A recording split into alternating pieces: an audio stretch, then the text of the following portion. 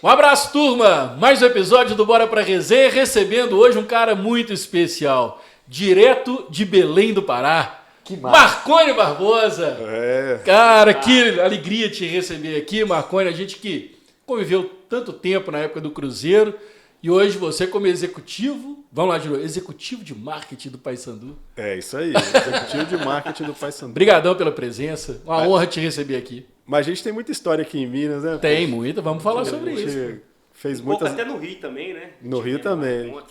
Mas aqui em Minas eu fiz muitos amigos na imprensa. Hoje é uma alegria sempre rever todos eles. Muito bem. Eltinho. Satisfação, bacana. Oi, Marcão, Léo, eu sempre faço essa. Hoje o Léo Simonini substituindo o Marcão, que não pôde estar aqui mais uma vez. Brincando, Marcão. Um abraço pra você. Mas vamos fazer justiça aqui com o Marcão, que o programa começou, deve ter o quê? Uma semana, um pouco mais de uma semana, e quem fez contato comigo para estar aqui foi o Marcão. Então, Marcão é um ótimo produtor. Tá participando já.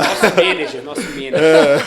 Mas, Marconi, nós vamos falar da sua história do Cruzeiro, que ela é muito rica, de muitos anos, né? Você passou por vários momentos do Cruzeiro, momentos muito vitoriosos do Cruzeiro, inclusive. Mas vamos começar falando do Paysandu. Como é que você foi parar lá? Né? Você teve uma... Até uns trocadilhos aí, hein? Como é que você foi parar lá? Parar lá, no Pará, né? No Pará. Mas você, depois do Cruzeiro, ainda teve uma passagem curta pelo Fluminense e hoje, já há algum tempo, no Paysandu, né? Já desde 2020 no Paysandu. E é um período já bastante longo, né? E graças a Deus já com muitas realizações no clube, né? Eu cheguei no Paysandu em abril de 2020 e a minha chegada lá, assim, foi muita coincidência, né? Eu digo que a minha trajetória profissional, ela é recheada de coincidências e pode ser entendida como sorte, como coincidência, como fazer o momento acontecer. Eu acho que qualquer profissional, principalmente no futebol, ele tem que ter duas coisas, né, para poder seguir bem na carreira. O principal deles é talento para desempenhar a função que ele escolher desempenhar dentro do futebol. E o segundo é ter uma dose de sorte também, né? De no lugar certo. Estar no lugar certo na hora certa.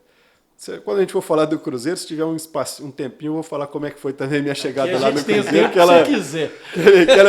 Que ela tem um componente desse, né? Mas eu tinha acabado de sair do Cruzeiro e o mundo estava sendo assolado aí pela pandemia, e me liga o presidente da época do Paysandu, Ricardo Gluckpol, ele me liga para pegar comigo informações sobre o Campeonato Mineiro. Falou, olha, Marconi, aqui no Pará a gente está tendo o campeonato ainda, eu queria saber como é que está aí em Minas, se o campeonato parou, se não vai parar, como é que a federação está trabalhando aí? Falei, Ricardo, eu tenho acompanhado aqui as informações, né? O campeonato está nesse estágio, a federação fez isso, fez aquilo, fez não sei o quê, enfim, passei para ele o panorama da época, né? Falei assim, olha, mas tem uma coisa para te falar, cara, eu estou te falando isso por informações que eu estou vendo na imprensa, porque eu não estou mais no Cruzeiro. Ele falou, não, peraí, não, mano, você saiu do Cruzeiro? Não estou acreditando.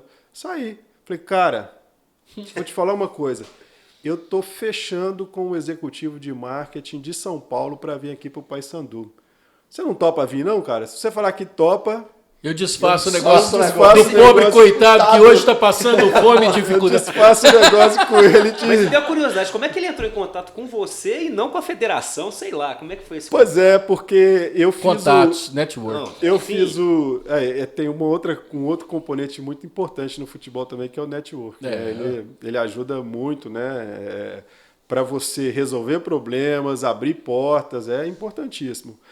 Mas eu fiz um curso de gestão do futebol na CBF e no ano que eu fiz o curso, o Ricardo foi meu colega de turma, né? Ele era ainda presidente do conselho do deliberativo do Paysandu, não era presidente ainda, e a gente acabou tendo uma afinidade lá, conversava muito, trocava muitas ideias, né?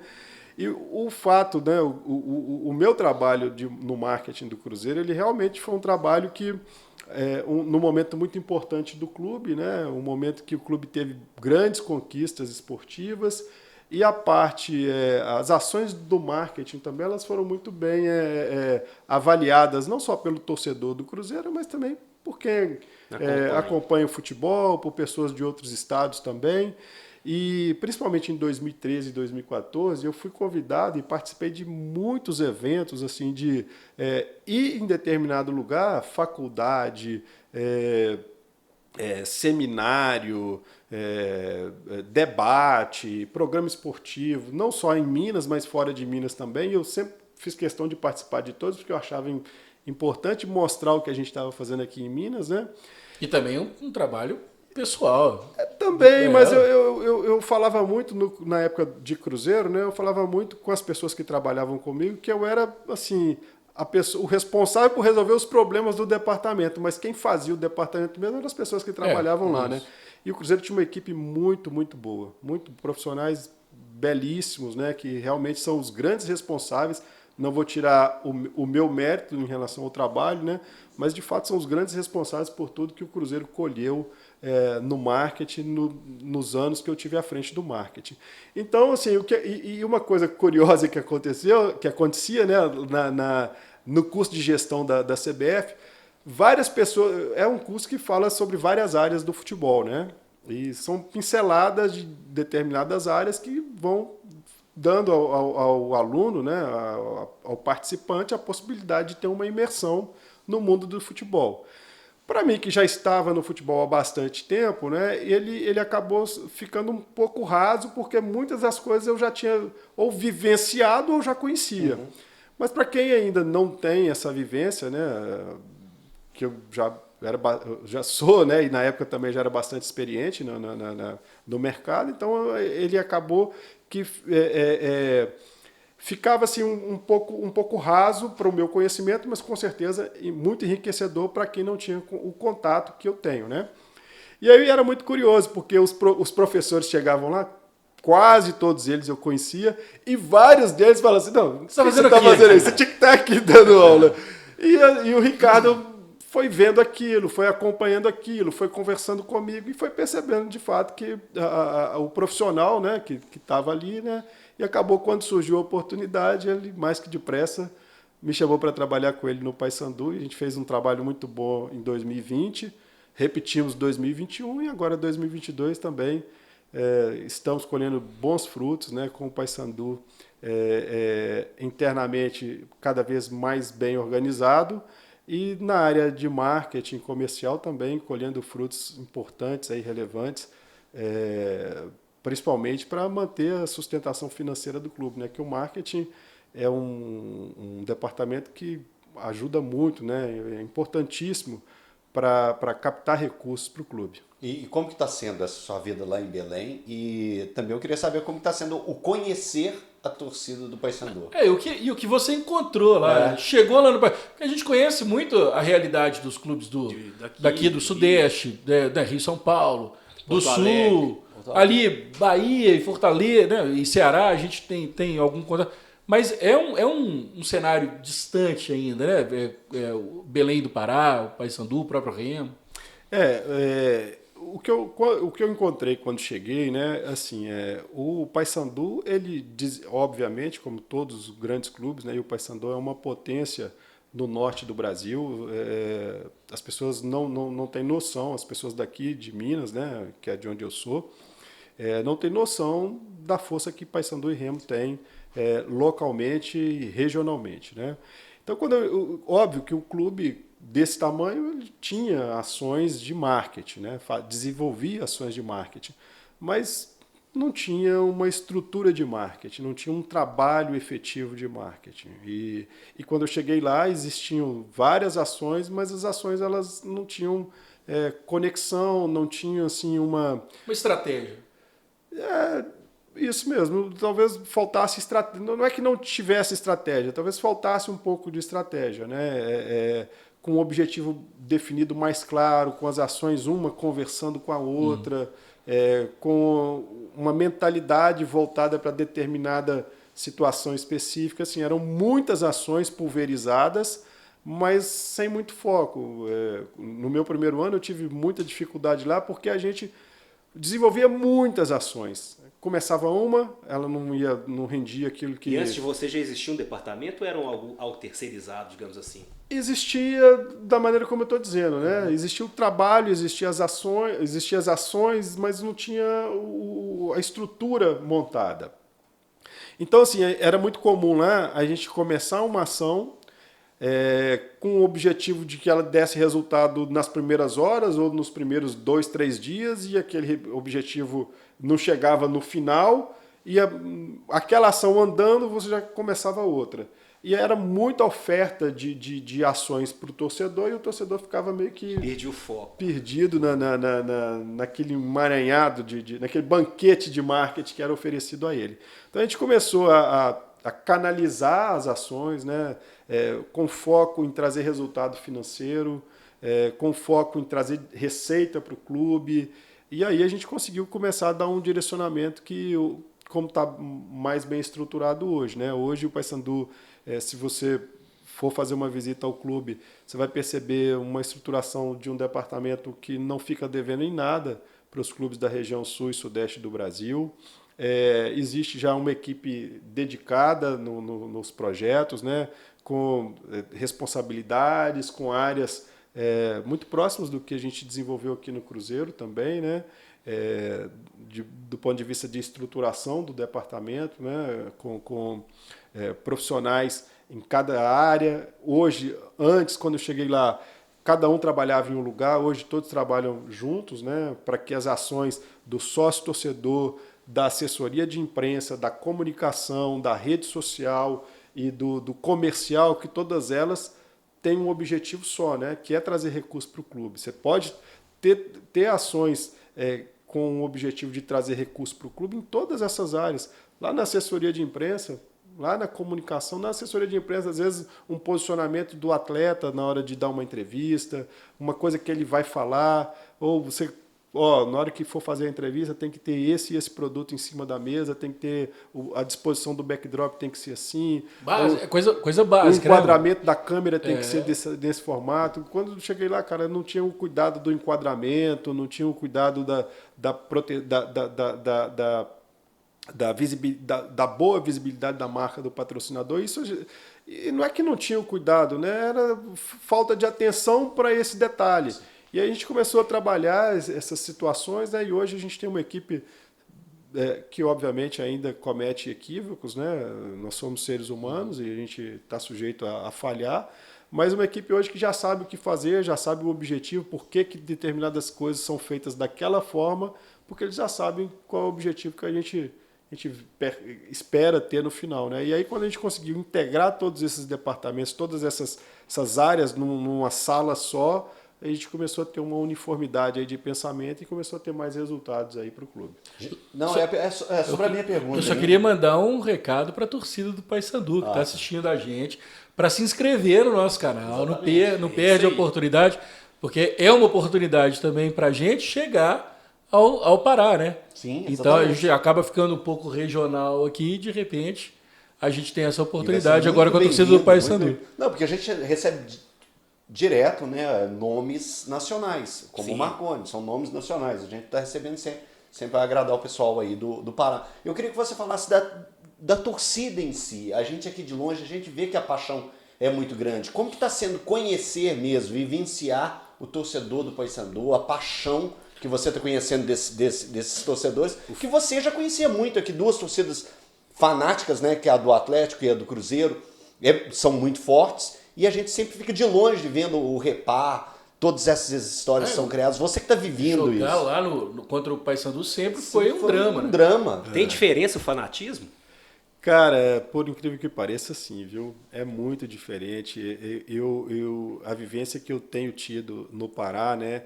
Eu conheço, não assim de vivenciar, de estar próximo, né? Mas de acompanhar, por já ter ido algumas vezes jogar contra tanto o Grêmio quanto o Inter, né? E passar alguns dias em Porto Alegre, acompanhando ali aquela rivalidade do torcedor. Mas talvez a maior rivalidade do Brasil esteja na dupla Repar. É impressionante como a cidade se movimenta e se mobiliza para um jogo de Paysandu e Remo. Quando os dois se encontram, então, é a semana inteira a cidade só fala disso, todos os telejornais repercutem, as rádios, os jornais, o porteiro do prédio, o motorista do ônibus, as pessoas vão às ruas com roupa do Paysandu, com roupa do Remo. É um tempo inteiro, um colocando pilha no outro. É impressionante como essas duas torcidas movimentam a cidade em dia de jogo do Paysandu e do Remo, e especialmente em dia de Repar. Situações que eu não vivi aqui em Belo Horizonte no Cruzeiro Atlético, que eu vivenciei anos e anos e anos e anos.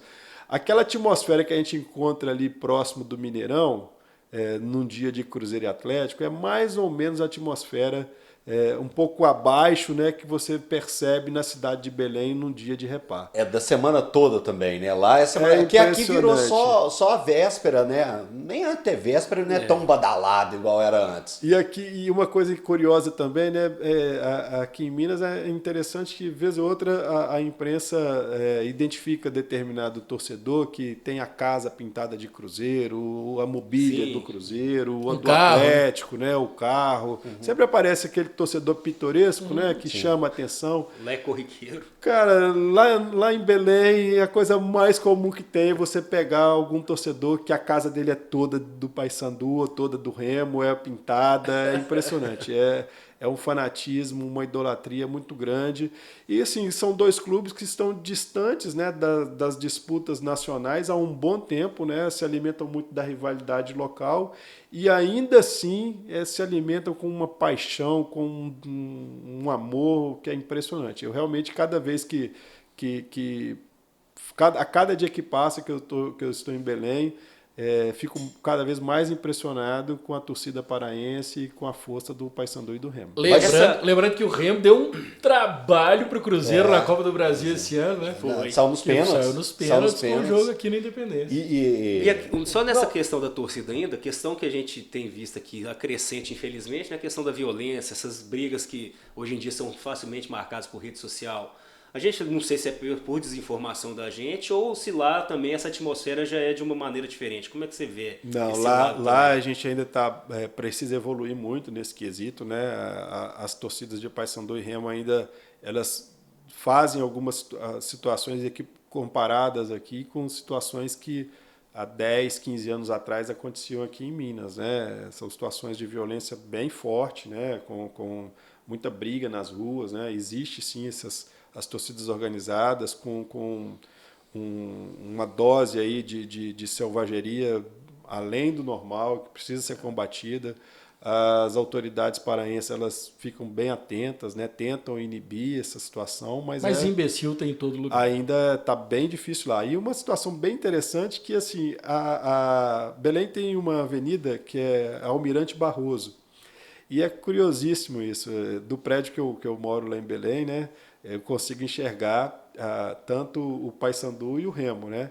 E a Almirante Barroso, ela num quarteirão tem o Bainão, que é o estádio do Remo, e uma quadra a seguir, né?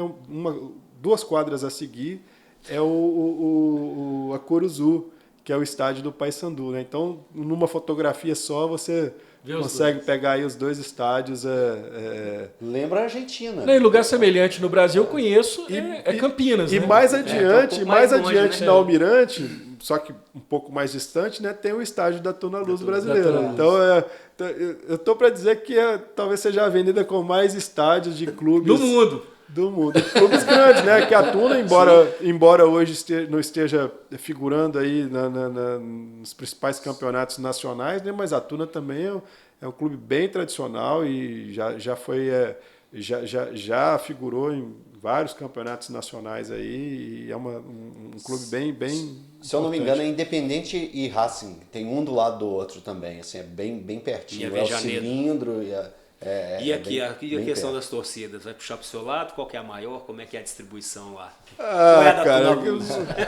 Só falta falar que é da Tuna Luz. Que me perdoe aí os remistas, né? Mas assim, não tem jeito, né? A torcida do Paysandu é a torcida mais apaixonada, é a maior torcida do estado, é uma torcida vibrante. O Paysandu principalmente no começo dos anos 2000, né? com a participação na Copa Libertadores. Nunca um clube do norte do Brasil foi tão longe na Copa Libertadores. Ganhou do Boca, né? Ganhou do Boca em La Bombonera.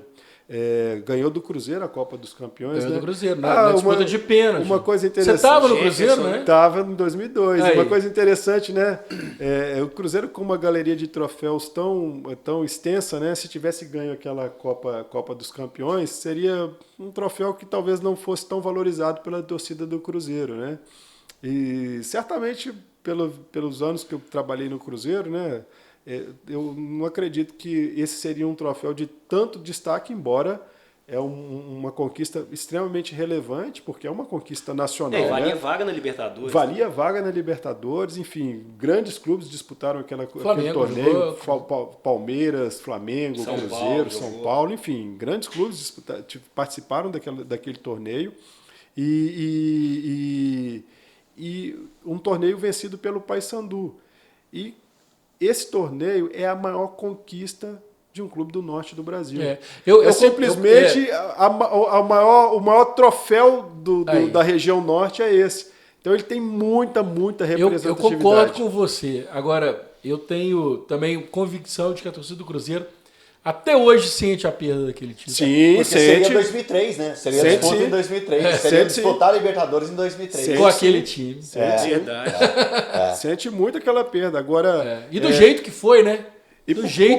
Né? Por causa Chegou a estar ganhando o jogo. O Jussier, se eu não me engano, foi dar uma cavadinha no Jefferson. É isso? O Jefferson jogou muito mal aquela partida. Era do Cruzeiro?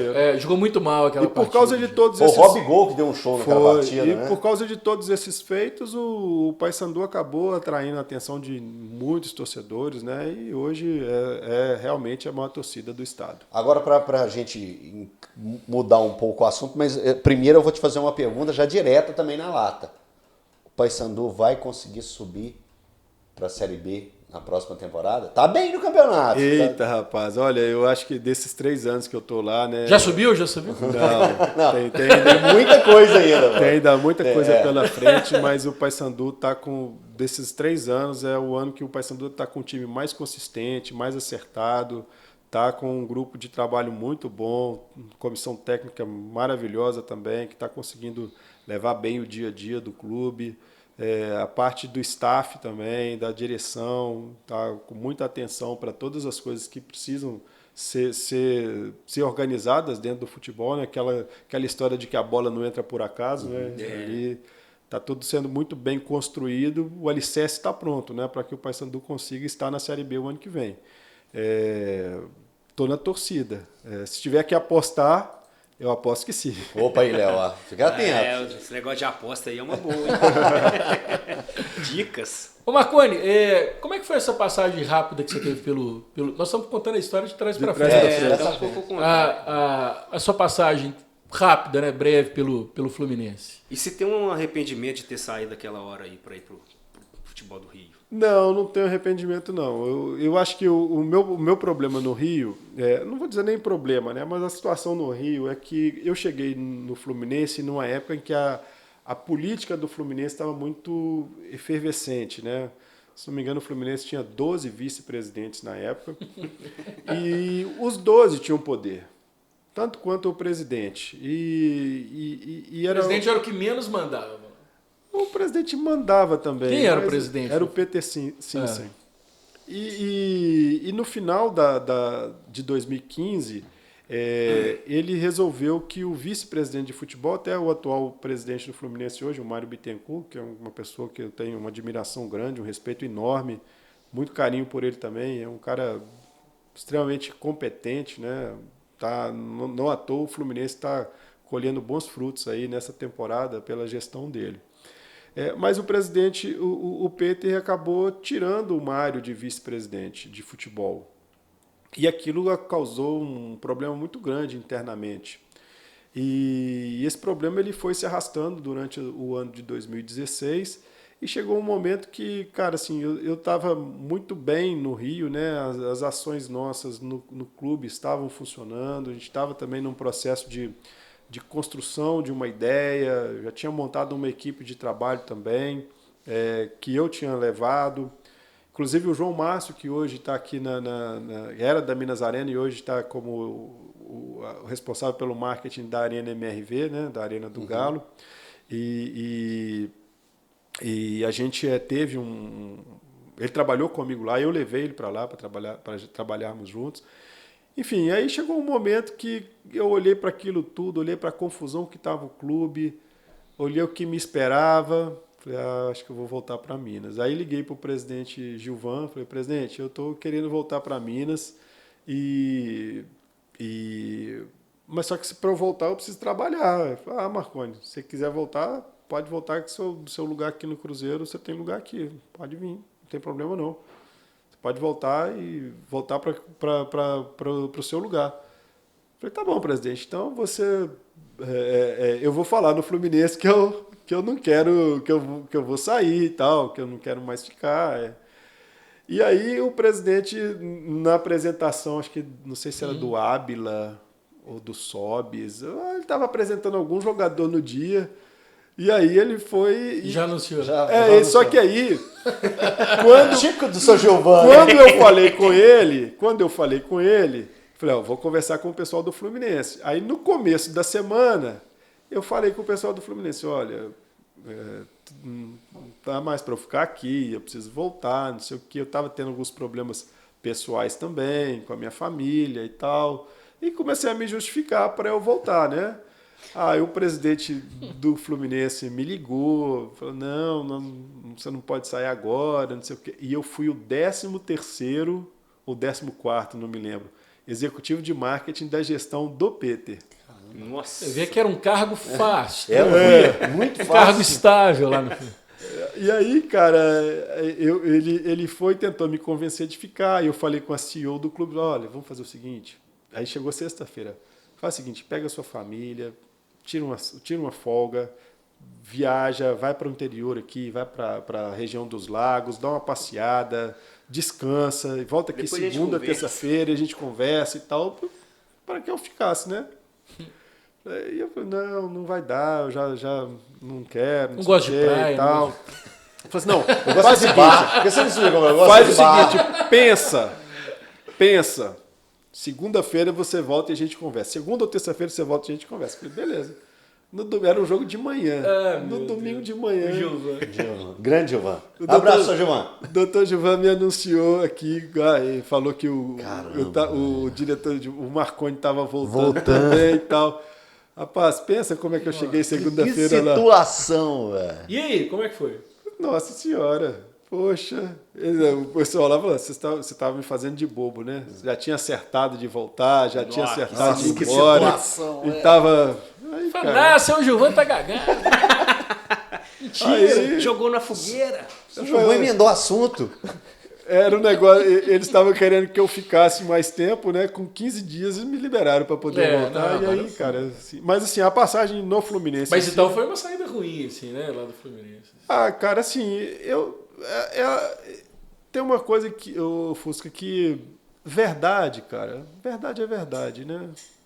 O que eles estavam achando que tinha acontecido, não tinha acontecido. Então, o tempo cura, né? O tempo sara. E o meu trabalho no Fluminense não foi um trabalho que pudesse ter deixado qualquer tipo de dúvida ou qualquer tipo de insatisfação, a não ser esse desencontro de informação aí na saída, né? Tenho certeza que não foi nada que pudesse abalar as coisas que eu realizei lá. Tanto que até hoje eu tenho boa relação com o Peter, boa relação com o Mário Bittencourt também. Enfim, deixei boas relações lá. Não posso dizer bons amigos porque foi muito curta a passagem. Mas criei boas relações, bons laços lá e Os acho outros 12 vice também, não? também o pior Sabe é o isso. nome de todo mundo. O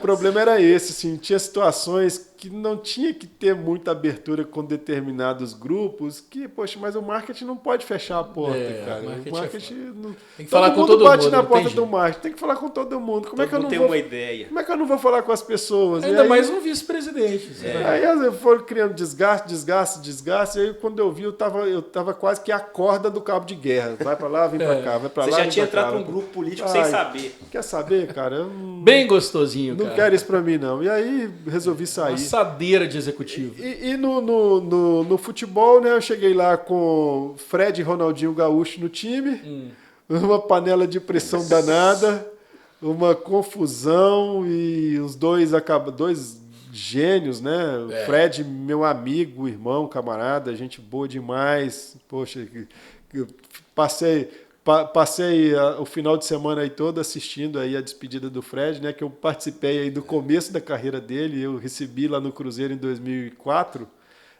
quando ele chegou do América. E a gente criou uma amizade desde 2004. Depois, na segunda passagem dele no Cruzeiro também, nos reencontramos no Fluminense. E o Fred tem um tamanho dentro do Fluminense que nenhum atleta tem em clube nenhum do Brasil. É o maior ídolo da história do Fluminense? O Fred seguramente é o maior jogador da história do Fluminense. E além de ser o maior jogador... Tem gente que jogou bola no Fluminense. Além de ser o maior jogador da história do Fluminense, ele é uma figura importantíssima dentro das Laranjeiras, dentro do clube, idolatrado pelos colegas de trabalho, pelos funcionários do clube. O Fred é boa praça. Pelos torcedores. É um cara que tudo que está acontecendo de bom aí na vida dele agora é merecedor, porque é um cara trabalhador, honesto e que fez um grande bem para o futebol e que o Brasil tivesse mais atletas como o Fred. O Fred chegou no Cruzeiro em 2004, num time que tinha acabado de ser campeão brasileiro, campeão da Tríplice Coroa, que tinha lá Edu Dracena, que tinha o Gomes, que tinha... O Alex, enfim, todo aquele grupo ainda estava no Cruzeiro quando o Fred chegou. Ele chegou em 2004 no Cruzeiro? 2004. E o Fred acabou aquele ano capitão do time. É. Ele tinha acho que 19 anos. Acho que era esse, 19 anos. 2004? Eu acho que ele é 84, ele devia ter 20 19 para 20 anos. Poxa, um cara que tinha acabado de sair do América, um garotão. Ele tá com 38, Ele tem 38, ele é de 83. Garotão, 21. 20 para 21. Um garotão chegou lá num time campeoníssimo e acabou a temporada capitão. E quando ele saiu do Cruzeiro em 2005, eu lembro bem, vivi muito esse período, né? Poxa, quando o Fred saiu, parece que o time inteiro foi embora. Ele saiu num momento, acho que a gente ia fazer um jogo contra o Internacional, o Cruzeiro era líder do Campeonato Brasileiro no momento, e ele deixou o Cruzeiro para ir para o Lyon. Era aquelas transferências de meio de temporada. Quando o Fred saiu, parece que foi o time inteiro embora. Parece que não foi um jogador só embora, não. De tão referência que ele era naquele time, assim, em uma temporada e pouco. E eu consultei minha memória aqui, né? O Fred, ele sem jogar o segundo turno do Campeonato Brasileiro, ele terminou como artilheiro do Cruzeiro naquele campeonato. Impressionante. Cara, ele era o Fred teve, em 71 jogos pelo Cruzeiro, 53 gols. 53. É muito gol. Cara, mas ele era muito referência, referência lá. E no Fluminense, assim, parecia que ele era um sol no Fluminense, né? De tão representativa era a figura dele lá, o trabalho dele.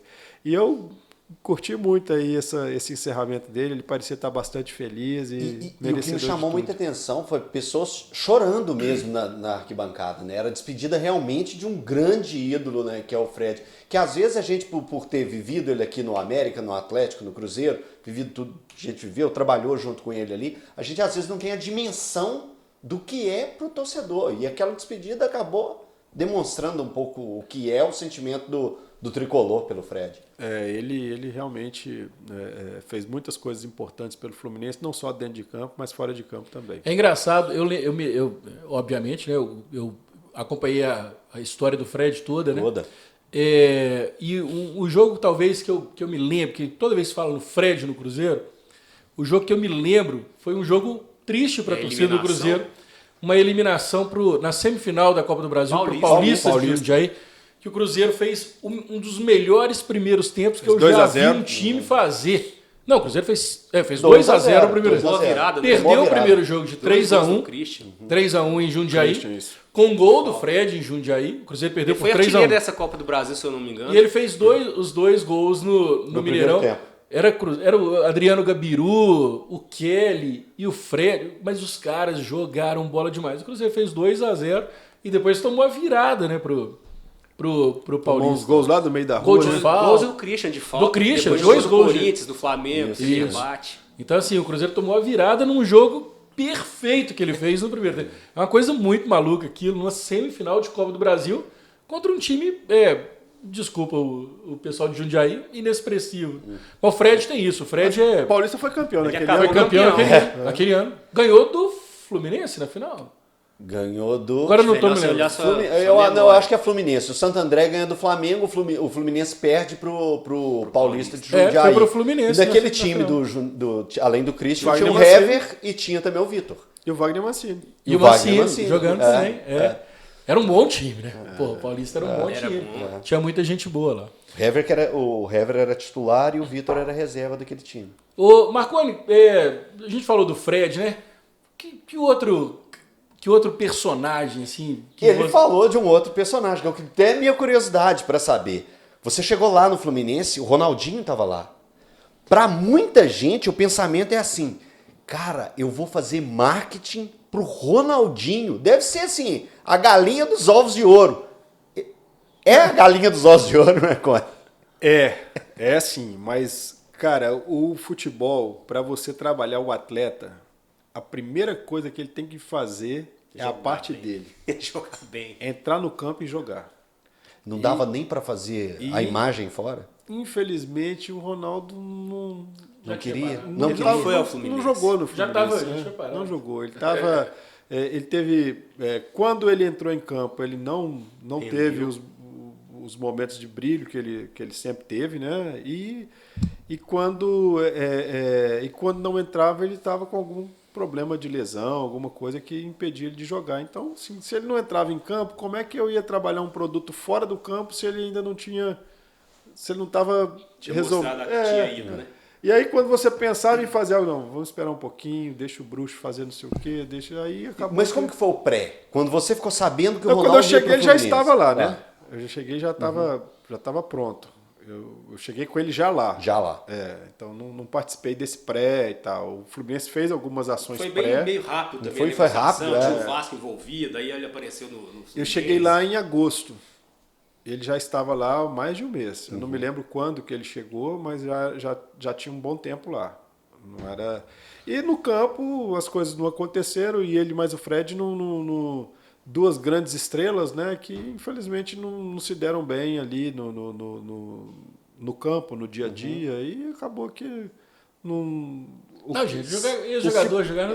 O que poderia ser uma grande, Pode ser bom uma pra grande caramba, né? oportunidade acabou não se transformando. Mas você chegou a fazer alguma coisa com ele? Assim, Não, de marketing? Nada. porque não deu. Não deu para fazer. Porque ou ele estava lesionado ou ele quando jogava não estava conseguindo jogar. Fazer marketing com quem tá... Com a torcida puta, com o cara... Porque é um personagem tão, né, primoroso, tão valioso E que a gente... o Fluminense tentou fazer isso na Florida Cup. E acabou também que o tiro saiu pela culatra, porque ele foi contratado, ele tinha deixado o Fluminense no final de 2015 e acabou sendo contratado por um período só da Florida Cup. E acabou também não adiantando. não transformando aquele... Mas ele foi lá só para vestir a camisa, não foi? Porque era o contrato do Exato, ano anterior, exato. era meio para fazer as fotos, Eu era... não lembro se ele chegou Presença- a jogar. Presença, era tipo isso, Não lembro presença se ele mesmo. chegou a jogar ou não jogou, mas assim, ele tinha alguma coisa que Eu acho que ele... ele não joga na Flórida. Eu acho que só vai mesmo para ele das coisas. participou, mas esse foi um problema interno lá, que era para ele jogar e acabou que não jogou. Qual o astro, assim, que você pode falar que você trabalhou que encampava esse tipo de campanha, assim, com o novo Fred, né? O Fred é um cara... maestria. Que é um... Que a gente pode falar que é um marqueteiro, não no sentido pejorativo, mas é um cara que É um atrai, showman. um showman. Hoje, Showman. ele mesmo ele fez o Regis Reis no gol de ontem. Isso, ele cantou que o gol ia sair, saiu. Ele sabe trabalhar isso. Além dele, tem algum outro cara assim que era diferente nessa parte? Cara, assim, os jogadores, né, os atletas, tem alguns que são mais extrovertidos e outros um pouco mais fechados, né? Mas todos esses grandes jogadores que eu cheguei a trabalhar, todos eles tinham uma facilidade muito grande para a gente poder realizar ações, né? Mas o mais emblemático deles, o mais fácil de fazer e o que mais assim tinha aptidão para a coisa, né? e a gente fez bastante coisa com ele no Cruzeiro, foi o Roger Flores, né? O Roger, a gente chegou a fazer um filme com ele para lançar uma camisa. Ele fazendo uma da maleta, de apresentar a camisa. O Roger tinha uma desenvoltura muito grande. Demonstra isso, né? Mas lá em Belém, por exemplo, eu acabei de ter contato com um grande ídolo do Paysandu, né, que é o Nicolas, que foi para o Goiás e está muito bem no Campeonato Brasileiro da Série A e tal, está fazendo gols. E é um cara ídolo demais lá em Belém, né, o torcedor apaixonado com o Nicolas, e é um cara também extremamente antenado para ações de marketing, né, para ações que envolvem esse carinho com o torcedor, essa relação mais próxima com o torcedor, um cara extremamente inteligente, aberto para poder, sabe a importância dele nas ações para o clube, né? E ele nos ajudou muito lá no ano passado, e esse ano, agora a gente ainda não realizou a ação tão forte como a gente fez com o Nicolas no ano passado, né? A gente ainda não fez nesse ano com nenhum jogador do elenco. Embora todos eles lá também hoje estão bem sempre abertos lá para as entregas que a gente tem previstas nos contratos com os patrocinadores. Ô, Marconi, agora então vamos para o início, né? Como é que você foi parar no Cruzeiro? Você foi como estagiário, você estava falando para a gente aqui. Cara, fui... Isso em que ano? 2001, fui trabalhar no Cruzeiro. Fiquei lá quase 20 anos. É um bom tempo, né? Muito tempo. Viveu de tudo, né? De tudo. As pessoas falam assim, principalmente meus amigos cruzeirenses, nossa, Marconi, você saiu do Cruzeiro, e as pessoas vêm conversar comigo. Eu acho que elas esperam encontrar uma pessoa abatida, né? Uma pessoa, pô, que sacanagem, pô, que mal. Mas, cara, eu fui muito feliz no Cruzeiro, muito, muito feliz. Assim, vivi de tudo no clube, né? Participei de momentos maravilhosos, de momentos ruins também, né? Difíceis. Mas eu falo para todos, é um ciclo que fechou. Eu não tenho que reclamar de nada do Cruzeiro, nada. Tudo que eu poderia viver dentro do futebol, o Cruzeiro me proporcionou isso, né? Então, falo para todo mundo, né? Não tenho assim, não me alimenta o desejo de voltar a trabalhar no Cruzeiro. Eu não fico, poxa, será que eu vou voltar a trabalhar no Cruzeiro? Será que eu vou voltar para o Cruzeiro e tal? Não tem esse... Mas tem as portas abertas. Não vou dizer que tem aberta, mas também não pode estar fechada, né? Pelo trabalho que eu fiz lá, né?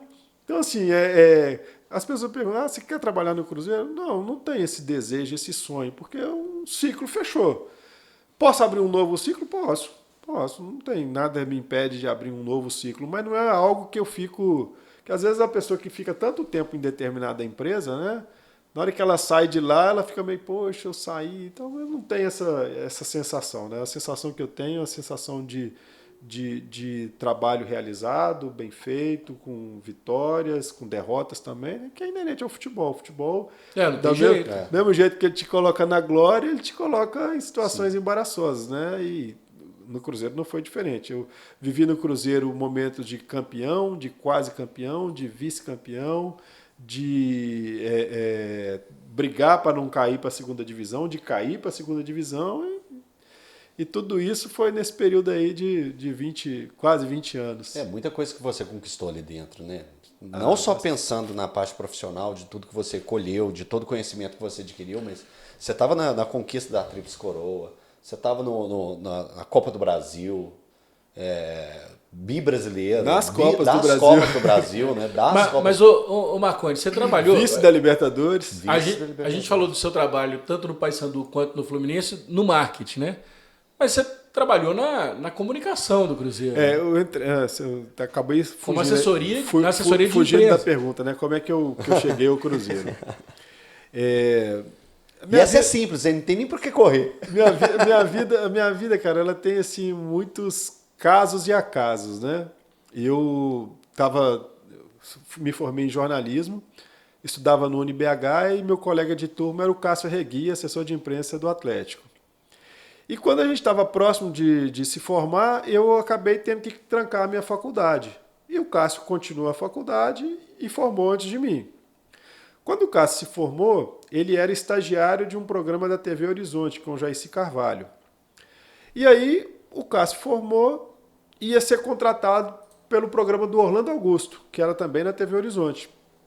Ele falou, Marconi, eu vou ser contratado lá na TV Horizonte e vai surgir a vaga de estagiário. Você tem interesse? Eu falei, claro que eu tenho, poxa, vamos lá. Aí fui lá, conversei com o Jairci me deu a oportunidade de ser estagiário no programa dele. Porra, estagiário aí, nós mineiros.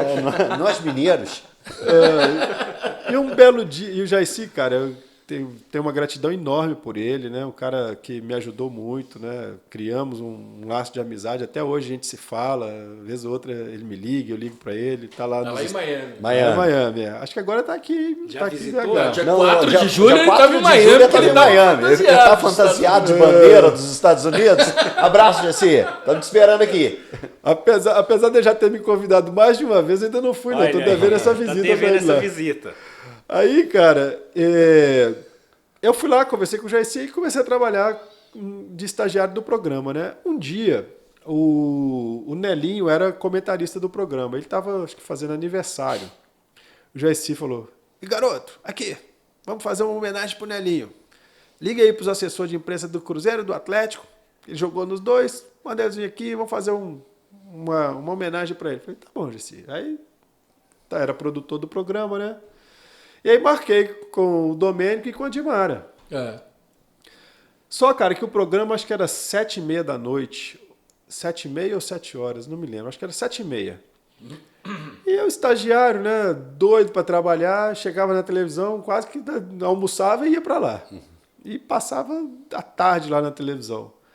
E aí a Dimara, que era assessora de imprensa do Cruzeiro, foi pro programa. Só que em vez dela chegar... Igual eu cheguei aqui hoje, a gente marcou 8 horas, eu cheguei 8h05. Ela chegou lá, acho que 5 horas da tarde, cara. Caramba, 2 horas antes do programa. Eu sei lá porque eu sei que ela chegou bem mais cedo do que... Você teve que fazer sala. Ainda bem que a Dimara Cicerone. chegou, dava pra conversar durante Tive 2 que horas. ficar lá Ei, umas... ainda bem que conversar com a Dimara 2 horas é tranquilo. Tranquilo. Que é outra pessoa também maravilhosa. Maravilhosa. Dimara é que, maravilhosa. poxa, eu tenho vários padrinhos aí, né? Jairci, Dimara, Valdir Barbosa, Claré. Pô, tem que ficar esperto aqui para não esquecer de todos. E aí, né? A Dimara chegou e a gente começou a conversar. Conversamos de tudo. Voltado para o futebol, obviamente, né? Aí chega o pessoal, mais tarde ia chegar o pessoal do programa, aí no papo vai, papo vem. E você, o que é? Eu torço pro Cruzeiro. Ah, você torce pro Cruzeiro? Eu torço pro Cruzeiro. Não, Dimar, meu sonho era trabalhar no Cruzeiro. Eu falei, uai, menino. Me manda seu currículo porque o Paulo Galvão, Paulão. Paulo Galvão tá precisando. Não é o Paulão, não. É o Paulão. Paulão. Um professorzaço. Poxa, Grande Paulão. obrigado. Já teve aqui com a Já gente. teve aqui. Obrigado por tudo, viu, Paulão? Poxa, muitas dicas, muitos ensinamentos que eu levo até hoje. Guardo até hoje e coloco em prática também. Aí, né? Falei, me dá seu currículo aí que eu vou passar pro Paulão para ver se ele te coloca lá como estagiário. Aí mandei meu currículo com uma semana e pouco. Tava me chamando para poder ir ser estagiário no Cruzeiro. E aí eu entrei Na imprensa. Olha aí, Jairci, cavou a vaga no seu programa. Não, mas ele sabe. São Salvador também foi outro cara que, poxa, me ajudou demais. Saudoso São Salvador. E aí, né, aí eu comecei a trabalhar como estagiário. Na época o Cruzeiro ainda era parceiro da Rix e tinha o site do Cruzeiro. Acho que um dos primeiros sites de clube de futebol no Brasil foi o do Cruzeiro. E aí a Rix fazia o site do Cruzeiro e eu fui contratado para ser estagiário do site do Cruzeiro. Isso aí. E aí comecei a minha trajetória no Cruzeiro. Então você não chegou ainda para atender aquele bando de jornalista chato que vai na toca todo dia. Eu fui trabalhar como assessor de imprensa mesmo em 2004. E aí já a convite da Dimara. Dimara Dimara e Valdir Barbosa, né? Que me colocaram lá como assessor de imprensa e aí... Aí foi atender aquela turma chata.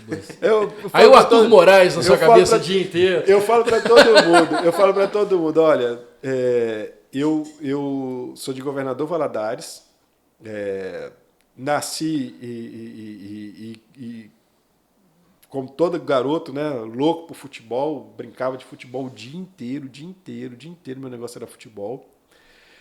Sou filho criado com vó. Literalmente. Lia jornal, né, vendo coisa de futebol e a minha avó passava: menino, larga esse negócio de futebol não vai te dar nada não. Vai estudar. Futebol não vai te dar nada. E aí, né, de Governador Valadares, torcia pelo Cruzeiro lá em Minas, lá em Valadares. Pô, como é que esse cara vai parar como diretor do Cruzeiro? Tem jeito um negócio desse, né? E às vezes tem jeito para tudo, né? Querer perseverar, estudar, se preparar. Então, assim, essas situações, né? Um acaso. Eu ter entrado para a TV Horizonte, coincidido o Cássio estar saindo, um acaso de Mara ter ido lá. Adiantar. Mas a casa ainda eu estar lá, né? Que eu podia não estar. Podia fazer outra coisa, podia ter, hoje eu vou malhar, hoje eu vou faltar. Mas o que é Vou chegar mais tarde. Vou chegar mais tarde. O que é a vida não ser uma série de acasos? Mas eu falo assim, ô Fusca, é importantíssimo você estar preparado, principalmente nesse segmento nosso de jornalismo, né? Eu sei que a gente fala aqui também para muitos torcedores, e muitos torcedores estão em processo de formação também, né? Importante demais você estar preparado sempre, cara. É isso, tá pronto. Se preparar. É o cavalo arriado. E é uma história motivacional também, né? Motiva muita gente, porque às vezes muita gente que está assistindo a gente, está começando no jornalismo, não está tendo oportunidade. É do interior. E a oportunidade pinta assim, ó, pum. E todo mundo aqui é do interior, só sucesso. Só sucesso. Aqui Não só tem todo mundo do interior aqui. Não é todo mundo que pode ter um padrinho igual o Não, Thiago. mas eu vou te falar, aí as pessoas falam assim, como é que você entrou no Cruzeiro? Como é que você chegou onde você chegou? Não tem um padrinho? Não tem, não. Aí, que massa. Nenhum. Não conhecia ninguém dentro do Cruzeiro, ninguém. E um dia eu falei com o São Salvador, no programa. Falei, São, como é que faz para ser assessor de imprensa de clube, hein? Marconi, isso é muito difícil. Mas não me falou mais coisa além disso, não. E eu já na cabeça, né? Pô, podia ser assessor de imprensa do Cruzeiro, né? E acabei conseguindo chegar lá, cara. Você estava na criação do Raposão? Você estava no Cruzeiro? Tava, mas estava na comunicação, estava na assessoria. Quando o Raposão foi criado, eu era editor do site oficial. Então eu não participei da ideia de nada. E o grande idealizador disso tudo é o Paulo Nélio, né? Isso, cara. O Paulo Nélio é outro professor. Foi o cara que esteve antes do Claré, não é? O Claré veio em seguida. Né? O Paulo, ele foi uma sequência da Rix. Porque quando a Rix veio, ela começou a ideia de marketing no futebol, a ideia de marketing no Cruzeiro e tal. E aí, se não me engano, era o Wagner Espanha e o Alessandro Marques. Acho que eram os dois.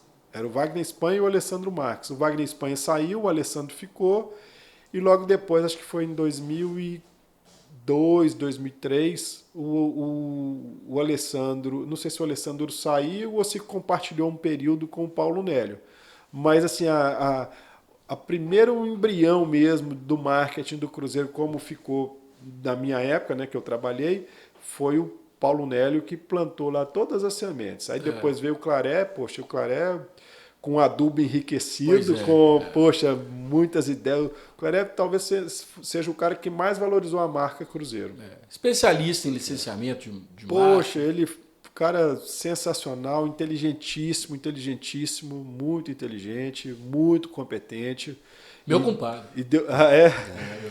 Deu toda aquela estrutura, deu toda a estrutura que o marketing do Cruzeiro ficou por muitos anos, né? Eu fui um privilegiado quando assumi a diretoria de marketing do Cruzeiro, porque, cara, eu peguei um Boeing em pleno voo de Cruzeiro e com combustível, com tudo, e voando muito bem. E o que eu consegui fazer foi levantar um pouquinho ali o narizinho dele um pouquinho para cima e subir um pouquinho mais e conseguir manter ali aquele voo. Mas, assim, eu posso dizer que eu não criei nada ali dentro do marketing do Cruzeiro. Peguei tudo que já estava tudo que existia. Deu andamento. Dei andamento, aquilo que talvez pudesse não estar funcionando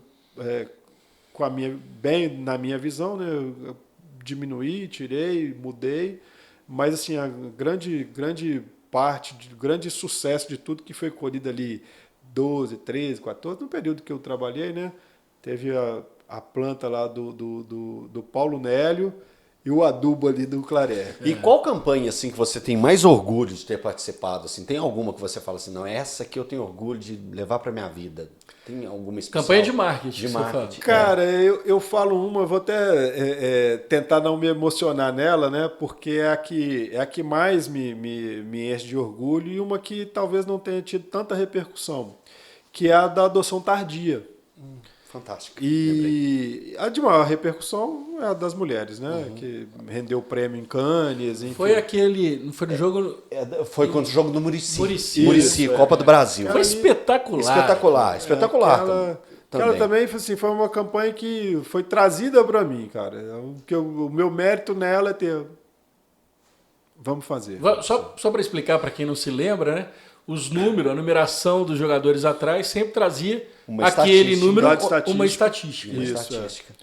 E a da adoção, você te emociona? Por que te emociona tanto? Vou falar dela. Só concluir essa questão aqui da minha participação, né? Nessa das mulheres, que foi Pode Fazer. E a da adoção também foi esse Pode Fazer, né? Mas o grande trabalho meu, né, que eu falo para todo mundo é o seguinte: as pessoas veem aquilo que é executado, né? E quem deu autorização para executar, como passava por mim, eu que falava, vamos fazer isso ou não vamos fazer determinadas coisas. E a minha sorte, né, é que a maioria, ou quase todas as ações que eu falei vamos fazer, elas impactaram e tiveram boa repercussão. Mas eu falei muito não. Muito não. Posso ter falado não para coisas boas, mas também pode ser que essa minha sensibilidade para dizer o sim ou não também impediu a gente de cair em algumas armadilhas, né? Isso. Que o Cruzeiro fez algumas ações depois que eu deixei de ser executivo de marketing, né, diretor de marketing, que não foram tão bem sucedidas assim. Alguém falou sim. Sim. Alguém falou assim naquela época. Então, assim, você não vai falar aqui qual é, né? Você sabe. Não, tem várias. Bom, queria ouvir de você. ainda tem. Eu até lembrei de uma aqui. Ainda tem. Aqui, mas vamos lá. Essa foi horrível. Quem tá assistindo sabe. Sei, ele tá lendo minha mente. A do Marcelo Moreno. A do Moreno, né? Todo pintado. Puta, foi ruim demais. Foi mesmo. Então, vida que segue, continua. O torcedor também sabe que foi ela. O torcedor tá acompanhando a gente. Eles pintaram a camisa. Foi muito ruim. Mas a que me emociona mesmo é a da adoção tardia. Na época, nós fizemos essa ação. Até quem ficou bem à frente dessa ação foi a Rita de Cássia, que é a eterna Relações Públicas do Cruzeiro. Outra pessoa fantástica, 10, que, poxa... tem uma sensibilidade, um conhecimento do clube, que tem, poxa, muita competência para fazer o que fazia lá durante a época que a gente trabalhou juntos, né? E ela sempre foi muito envolvida com esses temas sociais.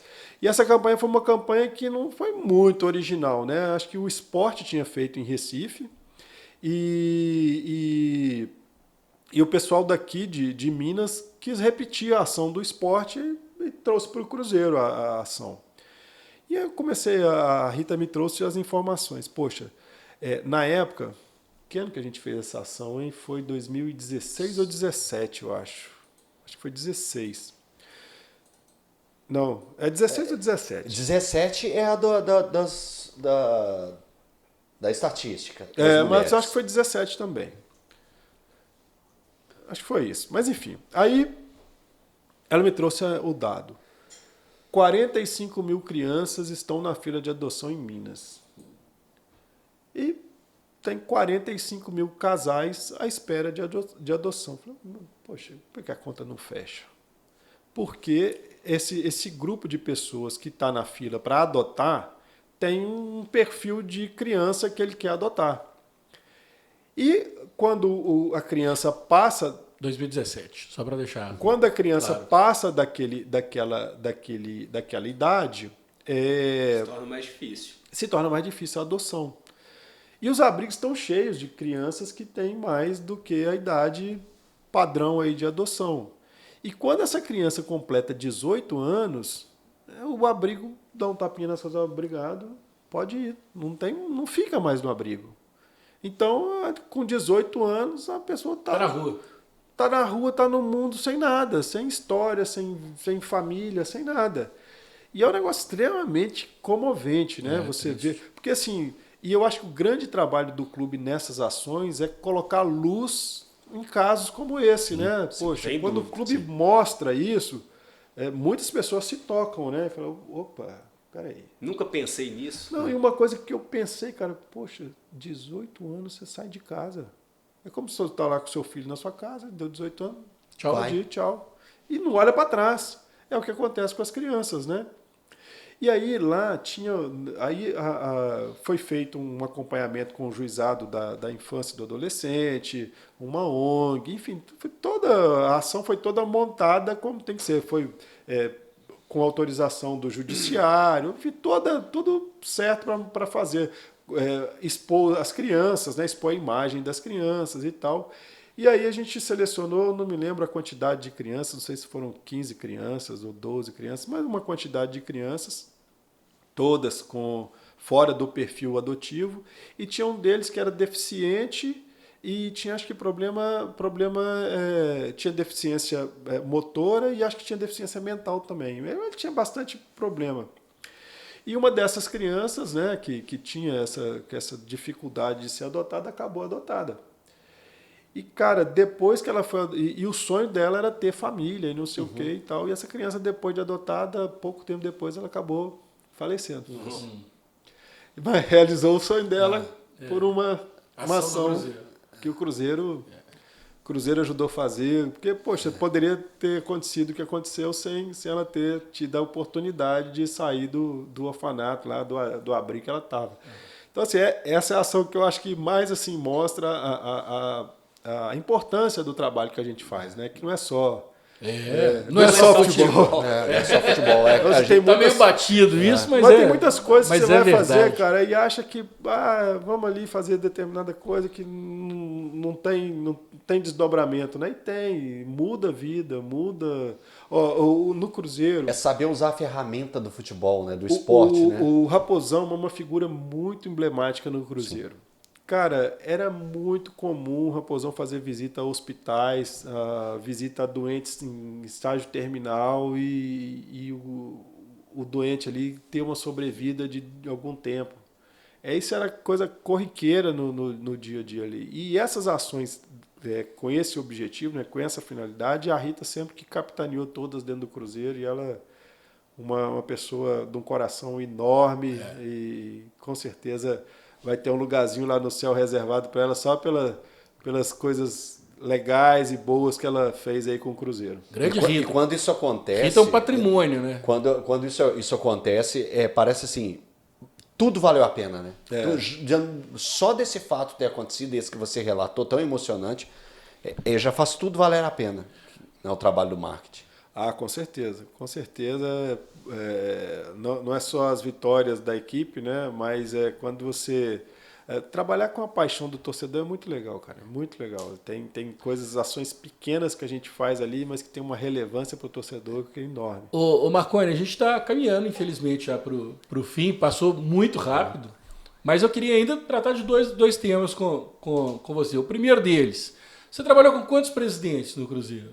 Desde Zezé Perrella? Zezé, Alvimar, Gilvan e Wagner. E o Wagner. E um pouquinho do conselho gestor, né? Sim. Quando saiu o Wagner. Dalai presidente. Não, teve antes do Alvimar e do Sr. Gilvan, não? Não. Teve não. Do Alvimar foi pro Gilvan. Não, do Alvimar foi pro Zezé.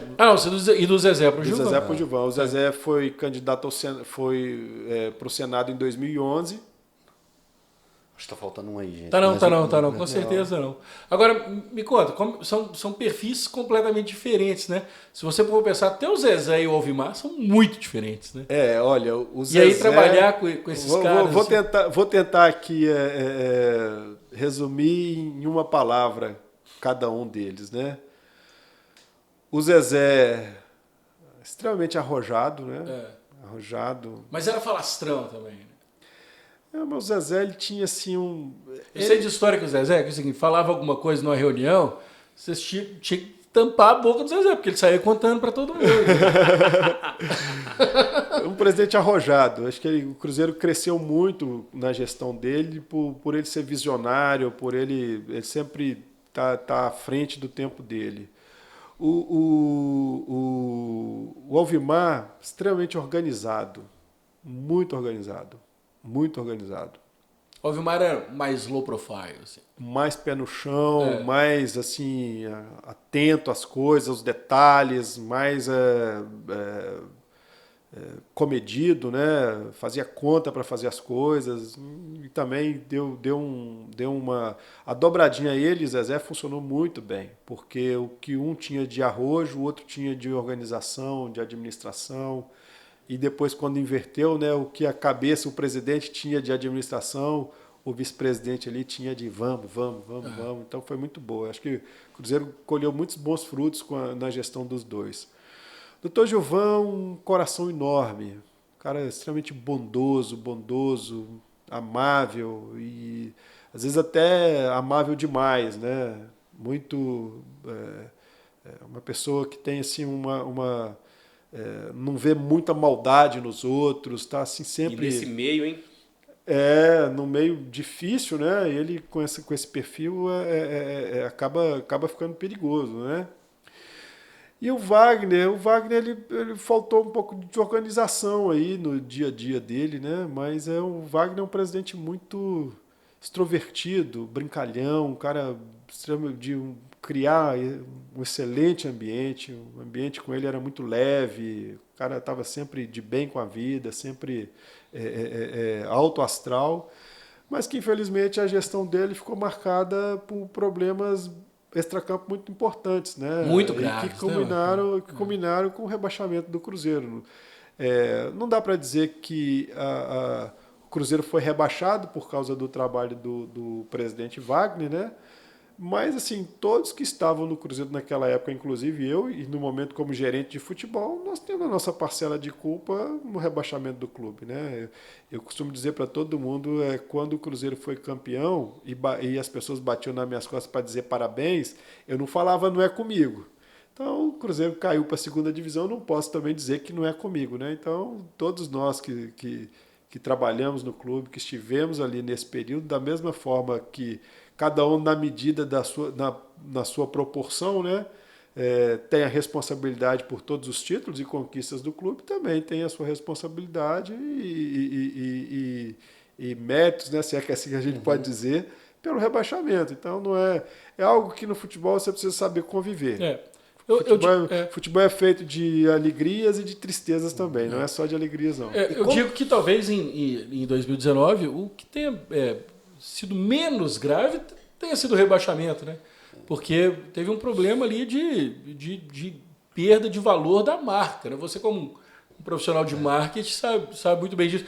Tem vários times que caíram para a segunda divisão e voltaram tão fortes. O Corinthians mesmo voltou pouquíssimo tempo depois, era campeão mundial. Sim. Né? O Cruzeiro teve uma deteriorização da marca. Só aproveitar a oportunidade, né? Que é a primeira vez que eu falo depois que eu saí do Cruzeiro, tá? Não falei ainda. Que bom.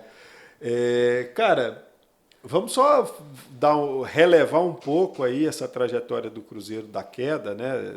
Do pós-queda, porque o peso nas costas do clube está muito forte. Mas vamos lá. O Cruzeiro foi o primeiro grande clube brasileiro, dos 12 grandes clubes do Brasil, né? Não vou falar do primeiro grande clube brasileiro, dos 12 maiores clubes.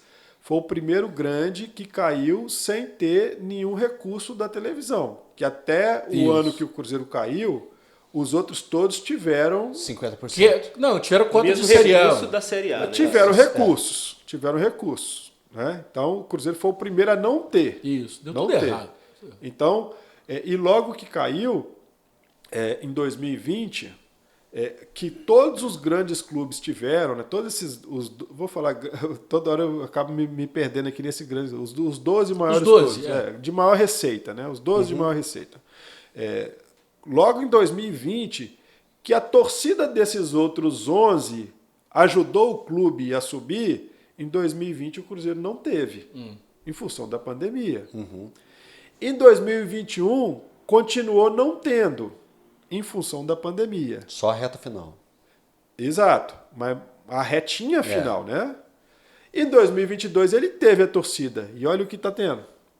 Então, assim, parece que faz um recorte para dizer que está tudo muito ruim, mas se você for fazer uma análise fria, o Cruzeiro não teve só a dificuldade de ter caído para a segunda divisão em 2020. Ele teve, além da dificuldade, teve a ausência do torcedor, teve a ausência do recurso. Em 2021, teve a ausência do torcedor e continuou com a ausência do recurso. Por quê? Porque o torcedor não estava lá para poder injetar dinheiro. Em 2022 ele teve isso. Ele teve a injeção de dinheiro, teve uma injeção de ânimo também, né, na transição aí de associação para a SAF, e também fez um trabalho melhor na parte esportiva, né? Esportivamente, em 2020 e 2021, o Cruzeiro também não fez um bom trabalho. foi muito bom. Nesse ano é possível você separar a questão de extracampo com dentro de campo, você consegue fazer uma divisão no ano da queda, o ambiente do clube com questões financeiras que depois vieram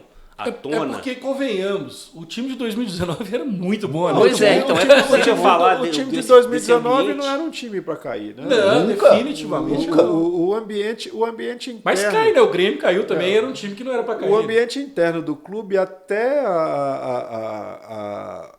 o grande problema ganhar a mídia, né? Ele era muito bem controlado, os jogadores eles estavam empenhados ali Você já era gerente nesse período? já Gerente de futebol. Você virou gerente em qual período? em 2018. 18 e foi até o fim de 19. Isso.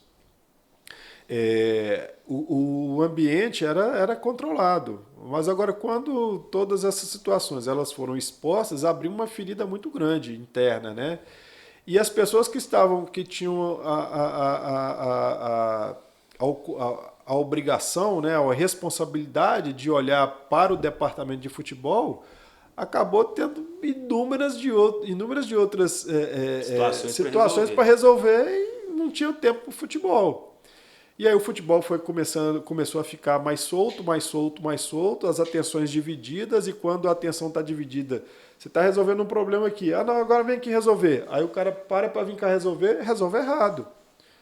E acaba resolvendo errado, e aí o futebol continua errado. Aí ele volta para cá para resolver outro problema. Agora vem cá resolver aqui de novo. Aí vai lá resolve errado de novo. Aí o que estava errado uma vez, fica errado duas vezes.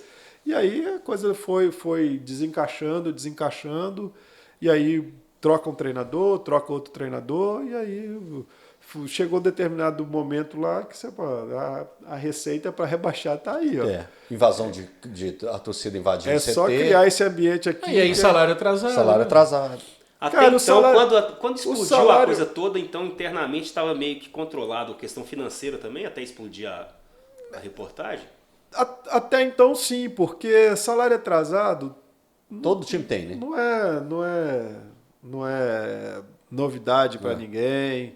O Cruzeiro tinha um grupo de jogadores extremamente bem remunerados e que vinham de uma temporada de conquista, que tinha reservas, né, financeiras. Não era um clube assim que o cara precisava para ontem do dinheiro. E quando pagava um mês, era um mês robusto, né? O cara poderia ter uma tranquilidade de um pouquinho mais de tempo. Então, assim, salário atrasado. Eu não acho que... Mas você acha que pode ser o fato de eles terem descoberto que talvez não receberiam, né? Já que nesse meio do futebol tem essa certeza, tá atrasado aqui, mas uma hora vai receber. Aí você vê que um buraco é tão grande que eles pode ter, sei lá, desandado a coisa dentro de campo, porque os caras já estavam pensando nessa questão financeira. E aí tudo vira zona. Não entendeu? A ligação do Thiago Neves. Pô, Zé, tem que porque pagar. A partir do momento que você vê que um buraco é tão grande, você aí, a gente estava achando que ia Eu não vou receber. relativizar a questão salarial, porque pagar salário é obrigação de qualquer clube. Né? Vamos começar do que é o certo, né? De qualquer né? Qualquer empregador. Obrigação do empregador é pagar o funcionário. E isso não estava sendo cumprido. O que eu estou dizendo é que não foi por isso que o Cruzeiro deixou de render em campo. Né? Não foi por isso. Isso foi um componente importantíssimo, importantíssimo e, de fato, relevante. Mas não é por causa disso. Eu acho que todo aquele ambiente que foi criado no entorno, como você disse, os caras viram que o problema estava grande demais. Eles também começaram a vivenciar aquele problema. E quando você começa a dar para o atleta argumentos para que eles possam não render, pode ter certeza que eles vão usar esses argumentos. E aí a coisa foi desencaixando. O Thiago Neves perdeu o pênalti para o CSA porque não recebeu. Né? É isso que você está dizendo. As pessoas, eles começam a usar... Associação. Lógico que não foi por isso. Né? Mentira, não foi. Mas é lógico que não foi por isso. Né? Mas aí você começa a ter uma troca grande de treinador, de metodologia de trabalho e... vira zona. E aí as coisas não encaixaram. E quando acordou para falar, opa, e agora? Aí já... Você que citou essa questão de treinador, só te interrompendo, Fusca. Que a gente escuta muito do Rogério Ceni, que ele chegou para tentar mudar o ambiente, alguma coisa assim, aí os jogadores, as lideranças acabaram peitando o Rogério. Você pode falar alguma coisa desse sentido? Na época do Rogério, cara, não houve uma sintonia do Rogério com os atletas, né? E quando não tem essa sintonia, acaba que vamos para uma sucessão de ações equivocadas, né? Acho que o Rogério poderia ter conduzido melhor a situação. O clube também poderia ter conduzido melhor a situação com o Rogério e os atletas também poderiam ter se ajudado. Então é uma equação aí que não dá para apontar um lado errado na história, né? Eu acho que teve falha de todos os lados. Acho que o que menos falhou foi o Rogério, mas que também falhou e cometeu falhas importantes ali na condução do elenco. O Rogério chegou a pedir assim, uma mudança no elenco, dispensa de jogador? Dispensa não, né? Mas ele claramente deixou alguns jogadores alijados do processo, né? E jogadores importantes, jogadores que tinham acabado... quando você vai liderar determinado grupo e um grupo que tinha acabado de ter conquistas importantes, né? Não dá para chegar para aquele grupo que acabou de ser campeão e dizer que ninguém presta, né? Até para poder grupo recheado de medalhão, como a gente fala. Até para poder fazer esse tipo de alteração tem que ter um pouquinho de jogo de cintura. Jogo de cintura para fazer, né? Talvez isso possa ter comprometido um pouco o trabalho do Rogério, né?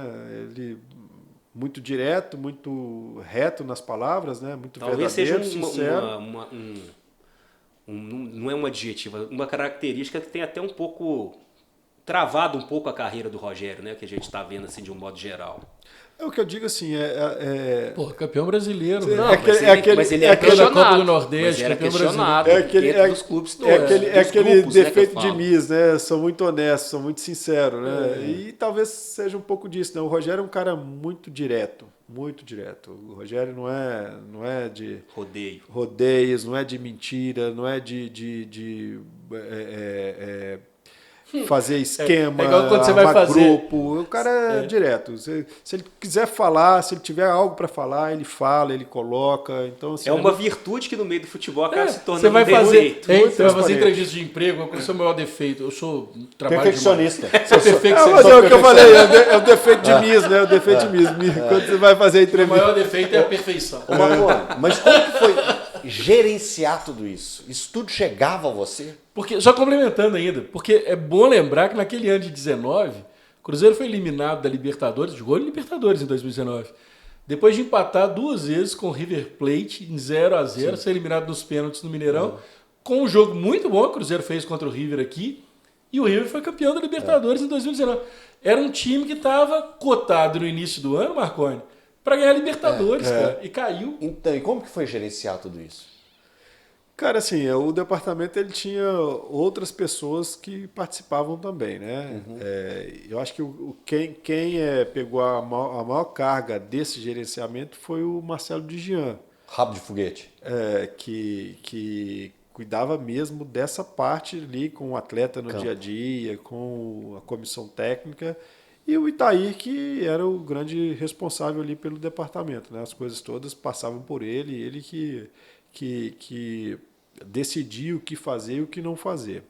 O meu trabalho ali no departamento era muito mais de organização do dia a dia, mais assim a parte de conformidade de contratos, entregas das coisas que tinham sido acertadas, né? Não era muito essa questão do dia a dia com o atleta. O dia a dia com o atleta ele ficava mais com a comissão técnica e o Marcelo de Jean.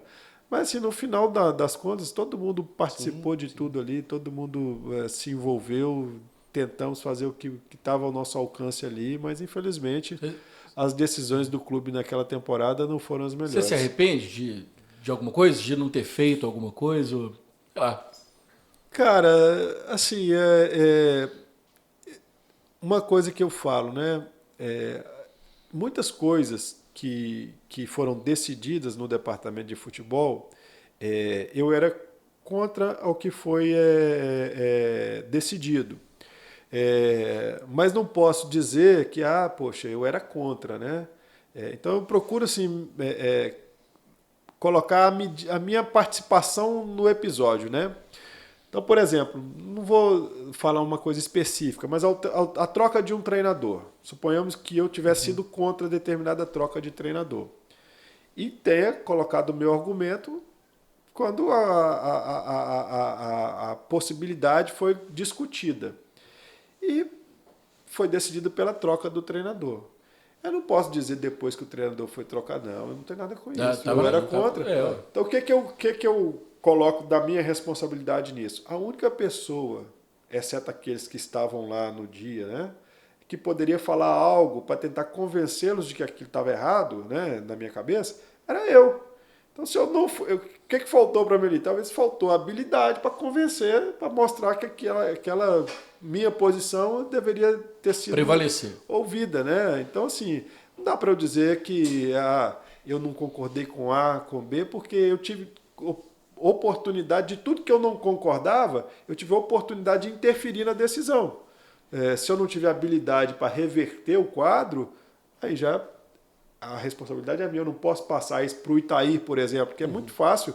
Hoje as pessoas, era o Itaí, colocar tudo nas costas do Itaí. Eu estava ali trabalhando no dia a dia com ele e participei de muita coisa que, decisão que ele tomou ali no dia a dia do futebol, que eu poderia muito bem ter questionado. Eu tinha abertura para falar, não era proibido ou inibido de falar, nem eu, nem ninguém que trabalhava lá, o Beneci, o Marcelo de Jean, o Pedro, todos nós tínhamos comunicação direta e boa com ele. E se a gente não foi hábil o suficiente para demovê-lo de determinadas ideias que ele teve ou que outra pessoa teve, não dá para colocar a responsabilidade 100% no Itaí, né? Porque é muito fácil hoje imputar nele todo o insucesso. Mas ele tem as coisas que precisam ser resolvidas, né? E é uma coisa de fórum íntimo dele, e ele está aí resolvendo, né? Não sei, não estou acompanhando de perto, estou acompanhando o que sai na imprensa. Espero que ele consiga resolver e que o que tiver errado seja esclarecido e o que tiver certo também venha à tona. O Cruzeiro te deve alguma coisa, Marco? Cara, eu também sou um dos que está na fila lá dele. É a fila, né? A famosa fila. Tá esperando um sorteio lá, sabe o seu nome. Como é que é? Com a SAF dá uma esperança de que vai receber isso com... Cara, pelo menos com mais... Eu espero que... Agilidade? Outro dia ou pelo menos com prazo definido. Outro dia desse eu vi, acho que foi uma entrevista do Mano, uma fala dele, o negócio da SAF, né? Que não seja uma safadeza. Se não for uma safadeza, tem tudo para dar certo. Assim, eu li, a gente até teve a oportunidade de comentar na época, quando estava as discussões sobre a instituição da SAF, né, a gente teve a oportunidade de comentar, de dar sugestões aos clubes, né, de maneira geral. Eu acho que sim, que foi uma medida muito boa para o futebol, né, precisava criar algumas alternativas, alguns mecanismos de controle. Eu acho que com a SAF isso acontece. O maior receio agora é como é que essas novas empresas que estão sendo criadas vão tratar o que estava para trás, né? Eu acho que não pode simplesmente jogar debaixo do tapete. Não, mas parece que tem uma regra, está na lei da SAF que tem que destinar X% para pagamento da... Tem espaço para poder para pessoa... Protelar? Não, tem espaço para burlar. Legal, burlar. outra situação. Tem espaço para isso.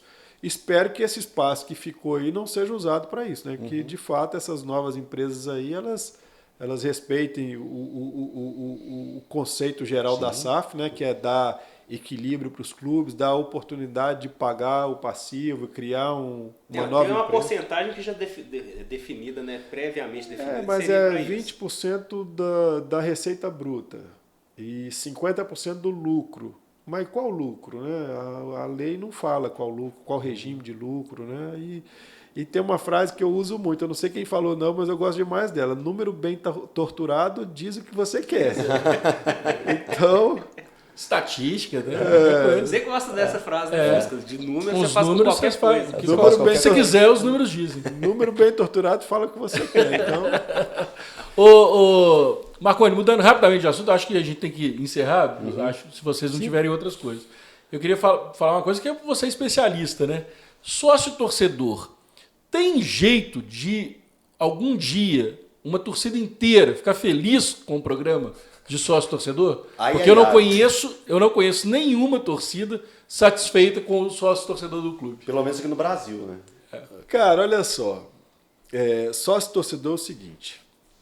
Sócio-torcedor tem que ter 3 coisas que eu acho fundamentais. 3 coisas são fundamentais. A primeira delas, o clube tem que ter um lugar certo para jogar. Não pode ficar, joga hoje e amanhã vai ter lá não, amanhã eu não sei. É o Mineirão? É o Mineirão. É a Arena Corinthians? É a Arena Corinthians. Tem que ter a casa, para que o torcedor possa conhecer o ambiente, saber, poxa, eu gosto daquele lugar, daquele setor, daquela entrada, para ele poder já se Armar o familiarizar esquema ali dele. com... Porque, na verdade, assim, é um season ticket o sócio-torcedor, no final das contas. Abre oportunidades para as outras coisas, mas, assim, a primeira coisa que um torcedor quer num programa de sócio-torcedor é ver o jogo. Eu não conheço nenhum torcedor que compra um programa de sócio-torcedor para outra coisa que não seja ver o jogo. A primeira coisa que ele quer é ver o jogo. Tem outras coisas que você pode entregar e que você pode atender de demanda do torcedor, mas a primeira é essa. E às vezes eu vejo os clubes se perdendo, tentando entregar a segunda, a terceira, a quarta e a quinta coisa na escala de anseio do torcedor. E aí ele coloca aquele pacote lá de 5, 6, 10 coisas e ainda não esgotou o potencial da primeira. Você tem, sei lá, uma 100 mil pessoas, 200 mil pessoas interessadas em te comprar a primeira coisa. E aí você Precisa oferecer outra por enquanto. Por enquanto, não. As outras elas têm que estar, mas a primeira não é essa. Então, assim, a primeira coisa é lugar para jogar. A segunda coisa é uma política de preço certo. Tem que ter uma política de preço que o cara olha e fala, opa, se eu for nos jogos, eu vou gastar 100. Se eu for sócio, eu vou gastar 50. A conta tem que ser simples, rápida e direta. Porque aí vai jogar o Campeonato Mineiro, o ingresso custa 50. Vai jogar uma Libertadores, o ingresso custa 400. Mas se você fizer, são 30 jogos no ano, 36 jogos no ano, você já faz a conta para um ano. Faz a conta para o ano que não tem erro. E divide por 12. Eu vou pagar dezembro e janeiro que não tem jogo? Vai, porque você está comprando um negócio de 12 vezes. Você não está comprando 12 meses. Você está comprando um pacote de 12 dividido em 12 vezes. E aí, beleza. Preço. Política de preço. O cara tem que ser fácil de ele olhar, entender e saber. Não pode ter R$29,90. É 30, rapaz. Põe 30 que o cara já bate o olho, não precisa pensar para fazer a conta. Faz o número fácil para facilitar a conta dele. E a terceira que é o que mais precisa, né? Time. Tem que ter time. Tem que ter time. O time é que vai te empurrar ou te frear. Então você tem o estádio. Tem o preço que o cara já bate o olho, já viu que é mais negócio. Se você tiver time, o programa... Se você não tiver, o programa vai mais devagar. Porque o atrativo dele está só na economia. Se o time estiver junto, além da economia, tem a possibilidade de viver a emoção de estar no estádio. E quando você começa é um trabalho que não é um trabalho de 6 meses, de 1 ano. É um trabalho de 5 anos, de 6 anos. Porque você começa aqui e vai 1 ano. Aí tem torcedor que fica fora. Não vai, não vai. Aí o outro ano, opa, de novo, é a mesma coisa. O outro ano é a mesma coisa. O Cruzeiro a gente conseguiu criar uma escassez no setor amarelo superior. Só sócio ia lá. A gente tinha 8.500 sócios num setor de 8.500 cadeiras. Ninguém queria deixar de pagar o sócio, porque se pagasse já perdia a chance de ir lá. Perdia a chance. Então, assim, se você começa a criar a rotina, começa o torcedor perceber que aquilo ali, tem que ter paciência para fazer o negócio. Agora, se fica... Um dia é uma coisa, um dia o programa tem um nome, outro dia tem outro nome. Não, agora eu quero que seja tal nome porque eu que sou o presidente. Não, agora tem que ter com o meu carinho. Aí eu fico perde vendo o assim, negócio. no Mineirão mesmo, né, o tanto que a torcida do Cruzeiro e do Atlético são maltratadas de acesso, né, um estádio enorme, gigantesco, que daria, com uma boa gestão, daria para que o torcedor fosse bem tratado na entrada. Que a gente escuta todo jogo agora, de problema. Aí, ô Fusca, vem as outras coisas, né? Esses 3 aqui são os básicos para o negócio andar. Mas aí depois você tem o restante, né? Conforto, acesso, acessibilidade, programa de pontuação, programa de vantagem, ativações, rede de desconto para o cara ter... que o cara que mora longe não poder ver o jogo. Para se comprar os ingressos. Aí tem os agregados que vão... alavancar realmente o produto no final das contas. Exato. Para começar, só que quando tem muito gestor que olha para o programa de sócio, ele começa por outra coisa que não é isso. E aí naufraga. Aí está o tempo todo inventando um negócio, reinventando a roda. Cruzeiro tinha um programa muito bem consolidado, que era o sócio do futebol. Aí mudou de nome. Eu não sei se foi... Foi para 5 estrelas, não? Mas mudou de nome também. Teve um outro antes do 5, acho que mudou de nome de 5 estrelas. Hoje é só 5 estrelas. 5 estrelas, Mas que teve um outro antes. Teve um outro antes. Aí mudou de nome, mudou o formato, mudou a regra. Não, e agora a SAF entrou, mudou tudo de novo. Aí vai causando confusão. Mudou tudo de novo. Vai causando confusão na cabeça do torcedor. Agora, pelo menos assim, já tem uma quantidade grande de torcedores dentro do programa, né? Então, o ideal agora é que siga como tá, porque já tem uma base aí boa. No Paysandu a gente teve... Vocês estão com quantos sócios lá? Hoje a gente está com 6.300 sócios. Fruto ainda do resquício da pandemia e fruto também de uma gestão do Paysandu que cometeu esses erros que eu estou te falando aqui, de pensar em várias entregas que não era a principal ainda. Quando eu cheguei no Paysandu, o sócio torcedor pagava mais caro que o torcedor que comprava o ingresso. Aí não, né? Avulso. Aí não. Então, Ele ganhava o que no final? nada. Obrigado. Valeu. Um troféu joinha. Eu ia falar que era camisa. Eu pensei na Você tem uma camisa. projeção de quantos torcedores tem o Paysandu? Paysandu tem 1.300.000, 1,5 milhão de torcedores. A Espalhados maioria pelo deles, Brasil. a maioria deles concentrado no Pará. E o Remo, eu sei que você está no Paysandu, mas o Remo também é mais ou menos isso? Um pouquinho menos, né? Tem um Mais projeto ou de menos, SAF ou menos. Ainda não. O clube agora vai passar por uma implementação de um sistema de gestão integrada que a gente ainda não tem. Está com projeto, está em construção do centro de treinamentos. Deve receber no final desse ano, no mais tardar no começo do ano que vem, mas acredito que nesse ano ainda a gente já tenha de volta o Mangueirão ampliado para 45 mil torcedores. Bacana. E reformado também, então acho que É um estádio muito Muito legal. muito legal. Eu já fui lá. Em muito 2023 eu vou ter a oportunidade de usufruir do que eu usufruí aqui em 2013, né? Quando o Cruzeiro recebeu o Mineirão de volta, né? Um estádio maior, com conforto, com mais possibilidade de entrega para o torcedor. Então acho que vai dar para repetir algumas ações que a gente fez em 2013 aqui em 2023 no Paysandu. legal. Com E certeza. tem um projeto para esse ano de atingir um certo número? 10 mil sócios esse ano.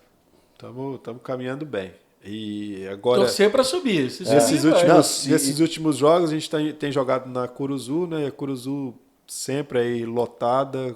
Que praticamente. espetáculo. Eu tô tentando lembrar qual foi o jogo que eu assisti do do Paysandu na Copa do Brasil. Copa do Brasil a gente não jogou em casa, não, jogou fora.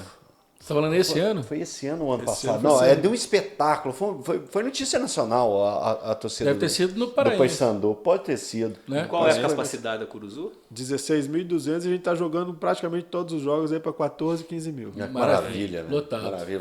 A gente tá na torcida aqui pro Pois é, Papão. estamos aqui na torcida mesmo pro Paysandu. Vamos, Papão! E na torcida por você, pessoalmente, porque você sabe do grande apreço que eu, principalmente, tenho por você. Acho Nós que temos. Nós o temos. Elton falou que não gosta muito de você. Nós temos, pô, desde quando eu entrei aqui, eu acompanhei todo o trabalho dele no Cruzeiro, então eu tenho uma admiração gigantesca por você sabe disso. Maravilha, brigadão você ter vindo, viu, Marconi? Ficamos aí quase 2 horas de resenha. resenha e foi boa demais, porque quando a gente não vê o tempo passar, é que a resenha foi boa. Valeu ter vindo. Obrigado demais pelo convite, pela oportunidade de falar um pouco aí do meu trabalho, trazer notícias aqui do Paysandu e vamos ver se o Paysandu esse ano sobe. Vai subir. Na próxima você tá devendo 4 camisas aqui pra gente.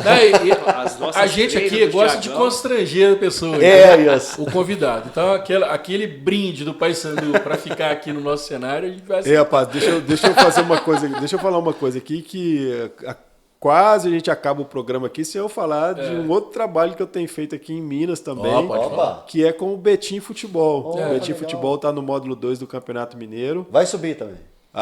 Estamos perto também. Estou perto esse ano. Esse ano eu estou disputando 2 acessos, né? O acesso com o Paysandu na Série C, da Série C para a Série B, e o acesso com o Betim aqui do módulo 2 para o módulo 1.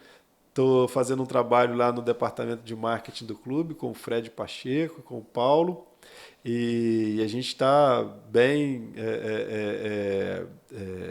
confiante que o Betim esteja figurando vai ser legal demais. No módulo 1 do Campeonato Mineiro de 2023. Eu não duvido. Edi Carlos que está lá com você. Edi Carlos está lá também. Esteve aqui com a gente. Esteve aqui com a gente.